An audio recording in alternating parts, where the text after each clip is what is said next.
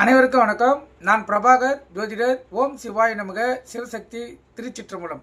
இப்போ அனைவருடைய மனதிலையும் இந்த புரட்டாசி மாதத்தில் புது வீடு கட்டி கிரகப்பிரவேசம் செய்யலாமா, இல்லை புரட்டாசி மாதத்தில் வாடகை வீடுக்கு குடி போகலாமா என்ற ஒரு கேள்வி இருக்கும்.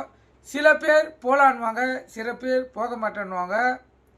இப்போ இந்த இந்திய நாட்டில் பல மதங்கள் இருக்குது. இப்போ கிறிஸ்டின் முஸ்லீம்லாம் பார்த்தீங்கன்னா இந்த புரட்டாசி மாதத்தில் கவனிக்காமல் அவங்க சென்றுவாங்க. ஆனால் அவங்களுக்கும் அந்த வீட்டில் சென்றதிலிருந்து பாதிப்புகள் தொடரும். அனைவரும் அதாவது இவங்க ஜாதகத்தெல்லாம் கணிப்பதில்லை. ஆனால் 7.5 நாட்டு சனி ஏற்பட்டால் எந்த ஜாதகருக்கு எந்த பலனாக இருந்தாலும் 100% அது எந்த மதத்தில் அந்த ஜாதகர் இருந்தாலும் அவங்களுக்கு அந்த பலனை செய்யும்.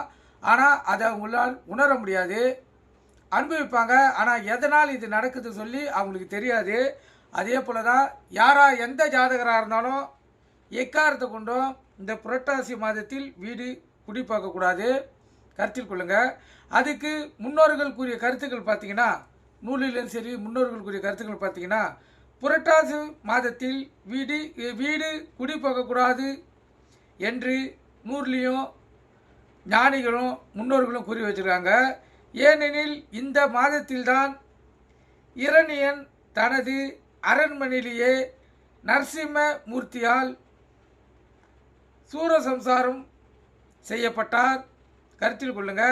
அதனாலேயே இந்த மாதத்தில் வீடு குடி புகுந்தால் அந்த வீட்டில் இருக்கும் வரை அந்த வீடு சுப வீடாக இருந்தாலும் இந்த மாதத்தில் நுழையக்குள்ள அந்த வீடு அதிலிருந்து தீமையான பலன்களையே அந்த ஜாதகத்திற்கு செய்ய நேர்ஞ்சிடும்.